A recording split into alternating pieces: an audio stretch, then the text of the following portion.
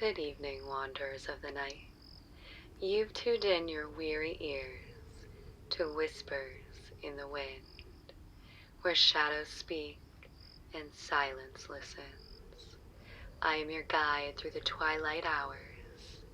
I am Aurora Mist. Settle close, for the world outside has grown quiet, and only the stories remain, ghostly, strange, and stitched with the unseen threads of the unknown. Keep your lanterns low, your hearts steady, and let the wind carry you into the whispers of the dark. Tonight, dear dreamers, I bring you a story carried on the hush of forgotten places, a tale of a house that breathes with memory, and that the walls do not sleep. Some say time forgets all things, but there are places where time clings to wood, to stone, to secrets beneath. And if you listen closely enough, you may hear the echoes of those who lived before, knocking, always knocking, to be remembered. So lean in closer now, dear listeners. Draw your blankets tight, for our story drifts to you from the shadows of an old inheritance. This is the house where the walls remember.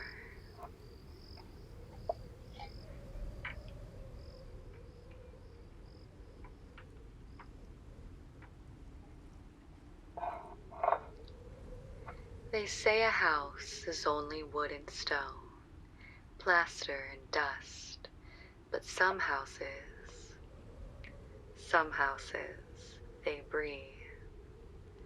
On the edge of a forgotten road, where the trees grow too close together, and the mist drapes heavy across the earth, there sits a house that should not still be standing. Its timbers sag like tired bones, and its windows reflect no light, only shadows. The villagers nearby avoid it, though they will not say why. They only call it the house where the walls remember. It was Evelina Gray who inherited it, distant niece to a woman she never knew. A key arrived in the post, along with a note written in an elegant, fading handwriting. The house is yours now. Care for it well, and never ignore the knocking in the walls. Evelina laughed when she read it, the way one laughs at old wives' tales. She was practical, sensible. She didn't fear a bit of creaking wood or settling stone.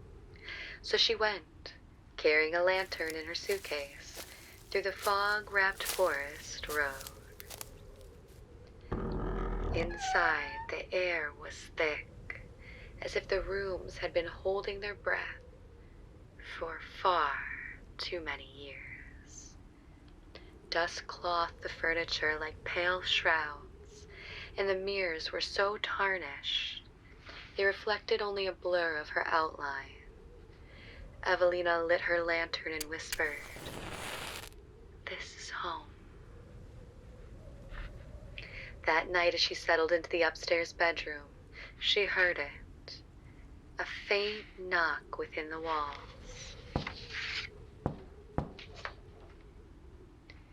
3 deliberate, steady knocks. She froze, perhaps mice, she thought, or the groan of old wood. But when she pressed her ear against the plaster, the sound came again, closer now, as though something trapped from the other side. Evelina forced herself to laugh.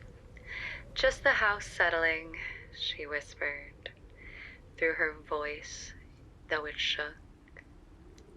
Days passed. Each night, the knocking returned. Sometimes it wandered down the hallways.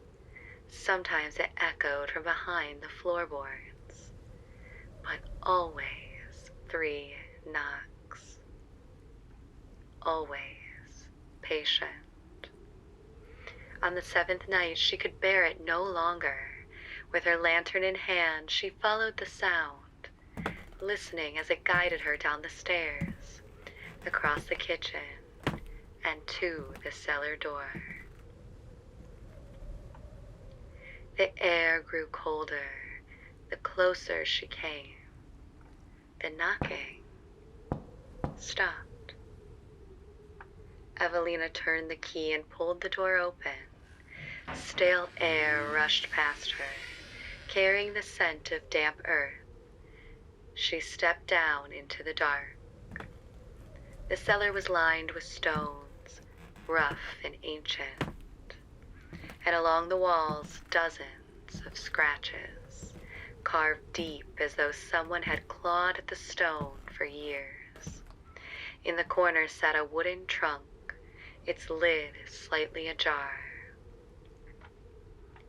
The knocking began again, louder now, coming from inside the trunk. Her lantern shook in her hands. She wanted to flee, to abandon the house, the key, the inheritance, but something stronger than fear tugged. Curiosity. Slowly she reached forward, lifted the lid. Inside there was no body, no bones, only stacks of letters, tied with the finest of black ribbon. Evelina lifted one and read, The house remembers us. We cannot leave, but we will not be forgotten. When you hear the knocking, know it is only memory asking to be opened.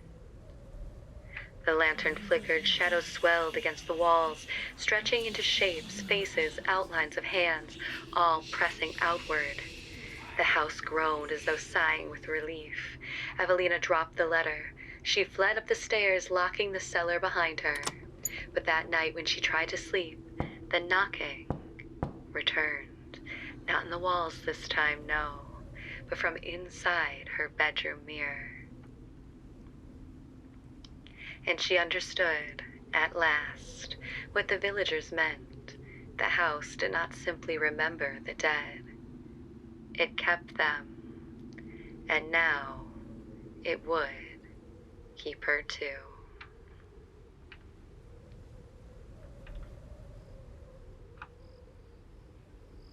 And so the house stands still, its walls remembering, its whispers unending.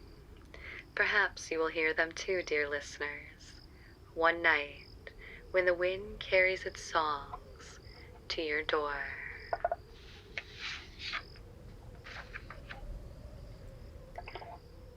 You've been listening to Whispers in the Wind, and I am your guide through these misty nights, Aurora Mist.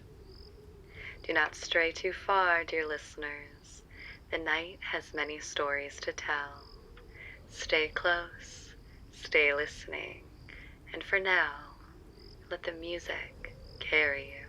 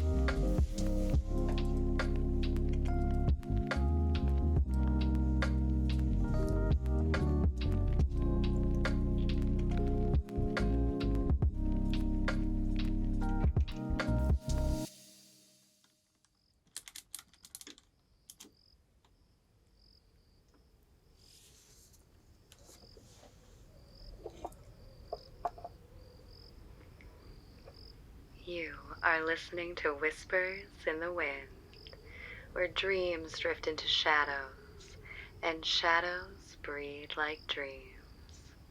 I am your host with the most, Aurora Mist, your voice in the dark.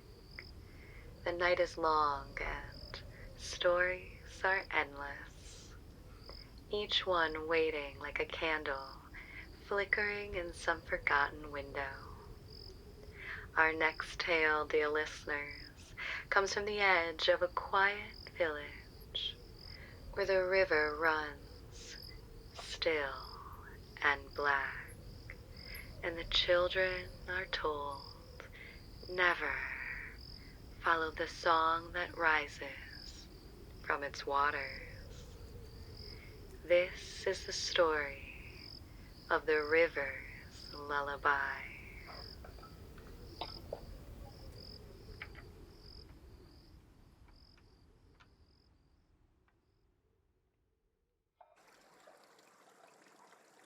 They said the river sang, not like the chatter of water over stones, nor the rush of spring floods.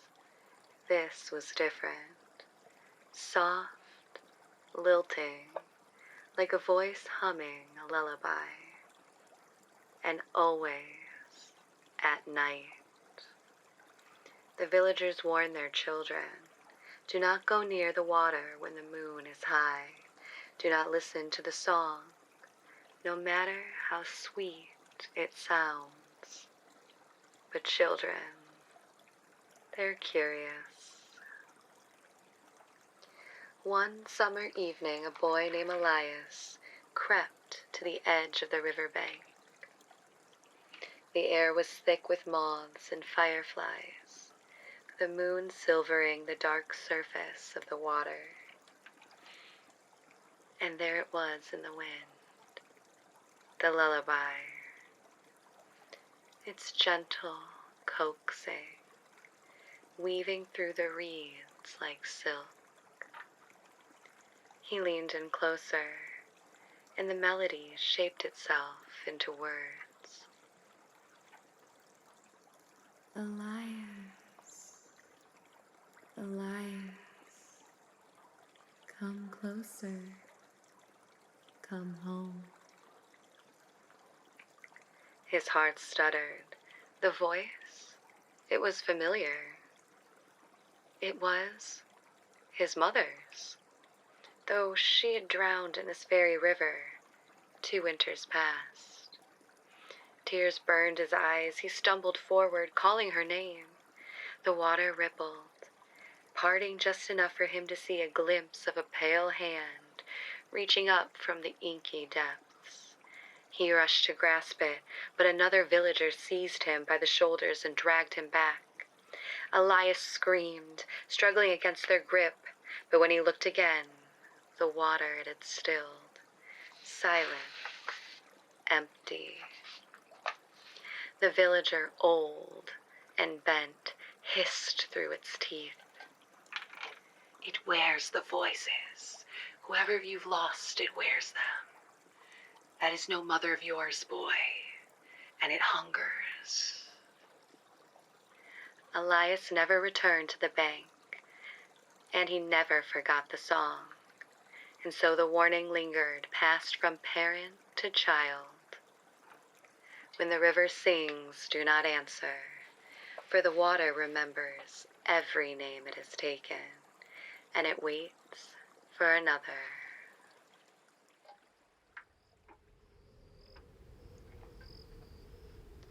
The river sings, and still the village listens in silence, for even warnings cannot silence longing. You are listening to Whispers in the Wind, and I am your host, Aurora Mist. The night deepens, and our tales wait beyond the threshold. Can you hear it, dear listeners? It calls to us, waiting. But for now, let the music guide you there.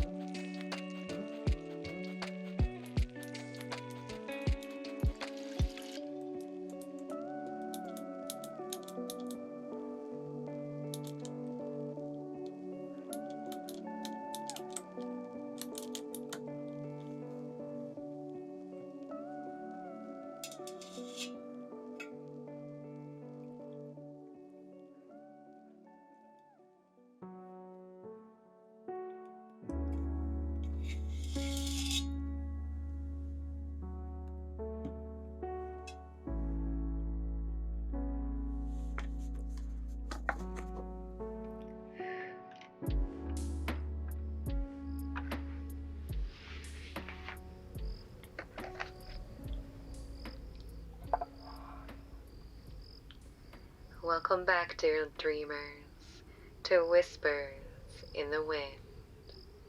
I am your guide through this dark and eerie night. I am Aurora Mist. Our next tale tonight comes from the silence of a lonely path. They say some roads are safe by day, but by night, the footsteps you hear may not just be your own. This is the tale of the Lantern Keeper's Path.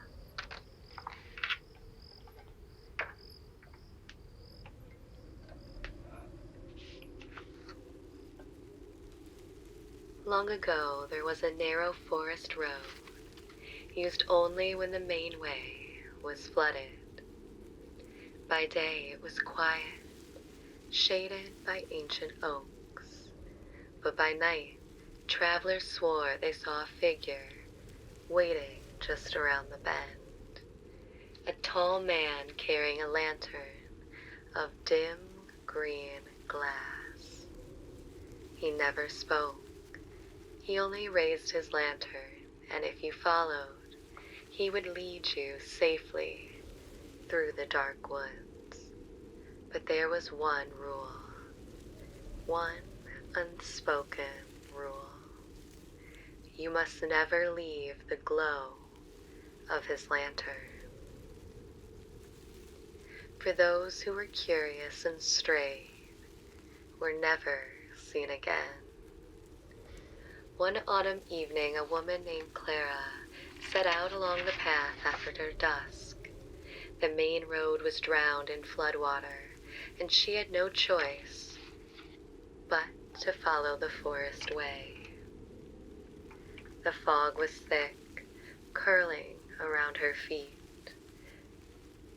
When she saw the glow, a pale green flame swaying between the trees.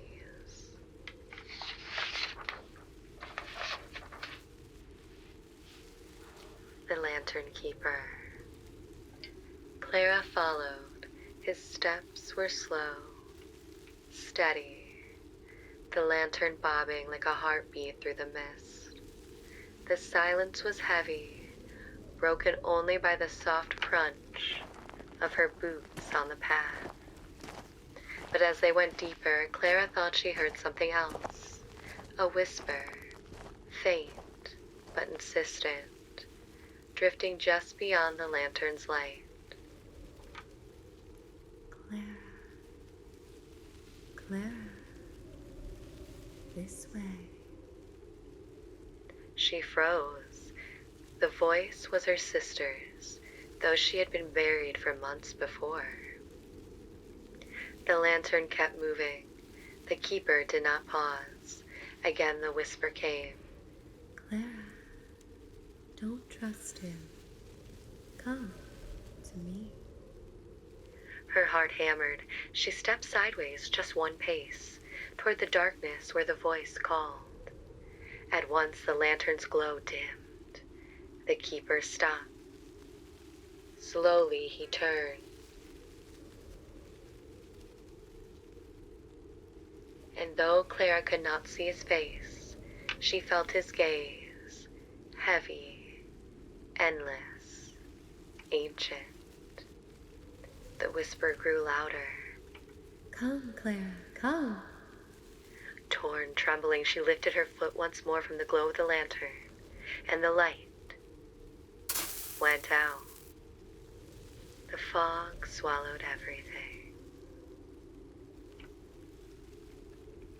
The villagers say Clara was never found, but sometimes on that path you may see two lanterns glowing, one green and one white, drifting side by side in the fog, and if you follow too closely, you just may find yourself carrying the third. And so the lanterns sway, leading strangers down paths that never end. Perhaps one day you too will see their glow in the mist. But for now, dear listeners, stay close and do not wander, for there are still tales to be told and stories to weave after this melodic break.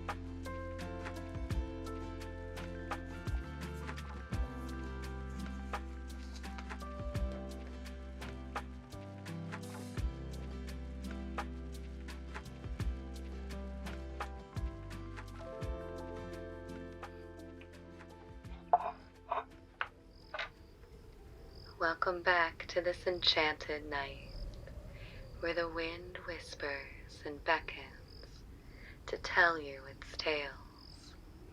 I am your guide through the tales of the night. I am Aurora Mist, and this is Whispers in the Wind. Some places hold on to sorrow the way ivy clings to stone, growing deeper, darker, until the years cannot wash it away.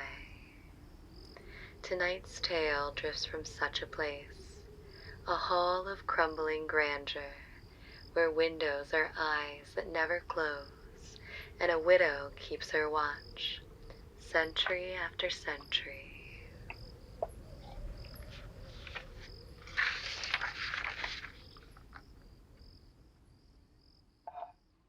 If you pass along the old road, you may just see her pale face at the glass, waiting, always waiting. This is the widow of Blackwood Hall.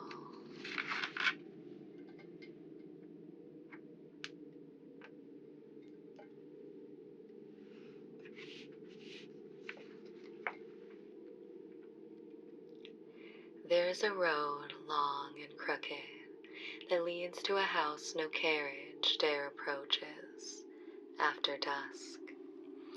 The house is called Blackwood Hall, and it has stood for centuries, its stones darkened by rain, its windows hollow as empty eyes.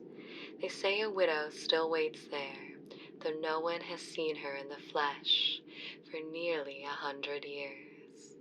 She is only ever glimpsed at the highest window, her veil pale as frost, her hand pressed to the glass, as though she is always watching, waiting. The hall came into Rose Blackwood's possession after her husband perished at sea. His ship went down in a storm, and though his body was never found, his ring washed ashore, tangled in seaweed as though carried back to her by unseen hands. Rose wore that ring on a chain around her neck, close to her heart. From that day forward she was never seen in daylight again, only in the evenings her pale face at the window, gazing out as though she awaited a carriage that never came. Over the decades rumors grew. Those who passed the hall at night swore they heard the slow creak of carriage on wheels on the gravel drive, though no carriage was ever seen there. Others spoke of lanterns bobbing through the trees, swaying as if in procession, though no footsteps followed. One man, a schoolmaster, returning late from the village, claimed he saw the widow herself. She stood at the iron gates, veil drifting like mist around her. She lifted her hand to him, not to wave, but to beckon. He felt his feet carrying him forward without his will, his heart pounding as though it no longer belonged to him. But just before he reached the gates, the toll of the church bell broke the spell. He fell to his knees, the widow vanished, and when he rose, his hair had turned white as snow. No one ever walked that way again. But stories linger. Children whispered that the widow was waiting for her husband's return, that when the storm drowned him, it carried more than his body away. It carried her soul along with it, leaving her to wander the halls alone, forever searching for his carriage on the road. And still at the highest window of Blackwood Hall, her silhouette can be seen, the veil, the hand against the glass, patiently waiting, watching. Some nights they say if the wind is strong enough, you can hear her voice carried on it, calling in a whisper too soft to resist. Come home. I'm waiting. Come home. And if you are foolish enough to step onto the road when you hear her call, the sound of wheels will rise behind you, though the road is empty. Lanterns will glow in the trees, and when you turn, you will see the carriage at last. Black, heavy, drawn by pale horses, with eyes like hollow moons. The door will open. A hand thin and cold will beckon. And you, dear listener, will not be seen again.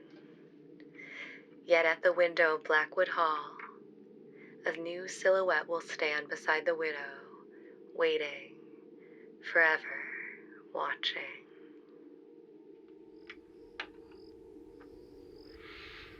And so the hall stands as it always has, its windows watching, its silence unbroken, and somewhere within a widow still waits for a carriage that may never arrive.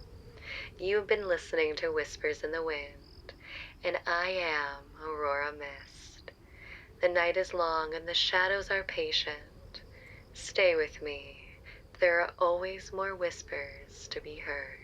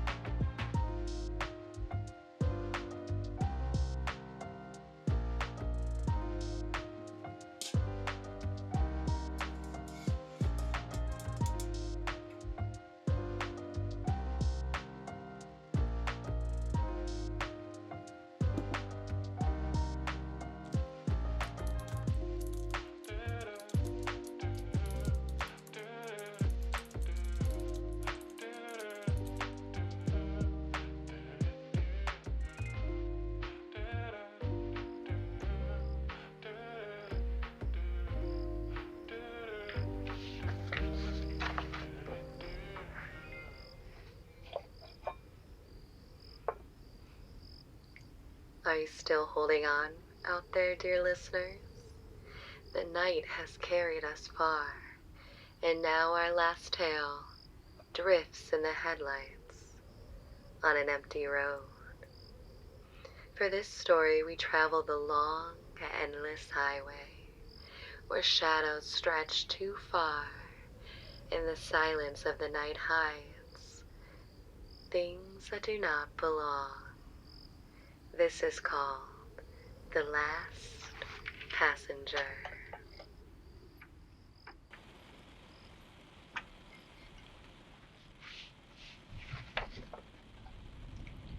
The highway was nearly deserted that night. Rain slicked the asphalt, making the world glisten like black glass. Martin had been driving for hours, the drone of the engine the only sound keeping him company. His eyes ached, but he pressed on, eager to reach the city before dawn. The radio hissed with static. No music, no voices, just the soft crackle, like someone breathing at the other end. He turned it off. And that was when he saw her. A figure on the roadside, standing in the beam of his headlights.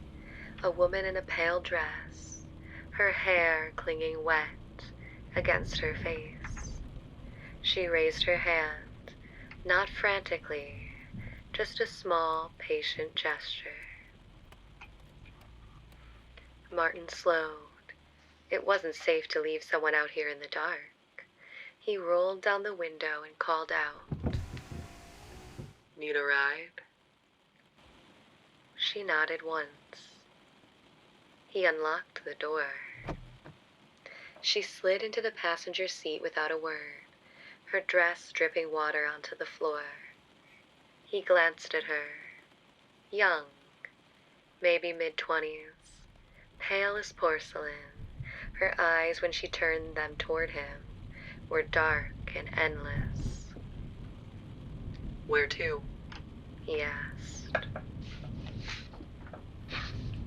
She whispered a name he didn't recognize, a town he was sure wasn't on any map.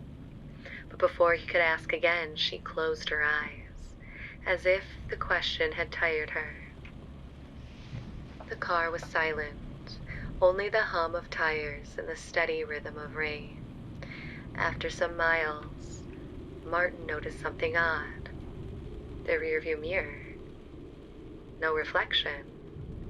His headlights lit the road, his own face pale and weary. But the seat beside him wasn't empty. He turned his head. She was there, staring out the window. Her lips moved, just silently, as though whispering to someone he could not see. Unease coiled in his chest. He flicked the radio back on to cut the silence, but there was no static this time. Instead, a voice crackled through, faint but clear. "Don't stop. Don't look at her. Keep driving." Martin's hands clenched the wheel. He risked a glance at the woman. Her head had turned. Her lips were curling into a smile. The rain intensified, hammering the window shield. The voice on the radio repeated, urgent now. "Don't stop. Don't look at her. Keep driving." The woman's smile widened, teeth too pale in the darkness. Her voice at last broke the silence, low and echoing. "Don't you want to see where the road ends?" Martin pressed the accelerator, heart racing. Mile after mile he drove, the radio voice urging him forward, the passenger humming softly beside him. And then, just as dawn's first light touched the horizon, she was gone. The seat was empty. The floorboards were dry. Martin pulled over, trembling, gasping for air. He looked in the back seat, the trunk, everywhere. Nothing. Only the faint scent of damp earth lingering still. When he finally reached the city, he asked about the town that she had whispered. No one had ever heard of it, but a few old-timers leaned close and muttered, "Don't pick her up. She rides every highway, always waiting, always smiling, and one day you won't reach the dawn."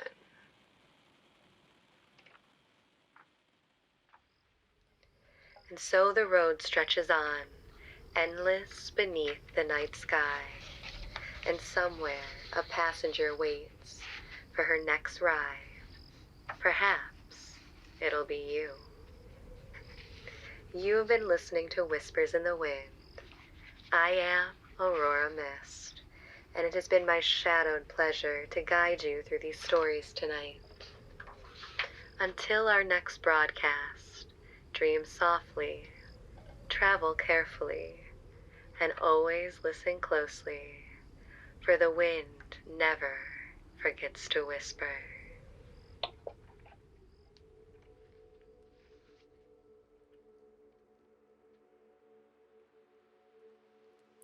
Andre, Hollywood, Adam, Darian, Dave, Kyra, Roxanne, Wolf, What a Doofus, Ghost, Misfold, Andy in the Roo, Dinka, Jaco92279, Waifus for Lifeu, Walter Schultz, Jay Vibrania, Jay the Creative One, Mike Sagi, Miguel Peterson, Striker0216, Joshua Hoover, Chad Melendez, Chris Hubbard, Sam Hipwell, Fire Drake 0470, Cobalt Enigma, Mickey 070498, Jordan, Patrick Cash, Humbugu, Derek Jenkins, Mr. Mayhem, Lawrence Charlton, Jacob Arhead, Dude, John DC1, Red Velvet Kitty, Flame Dude 210, Connor, Ethan Madsen, Loki Maximoff, Wicked One, Delete HBH5, Nick Nack, Sleepy Sloth,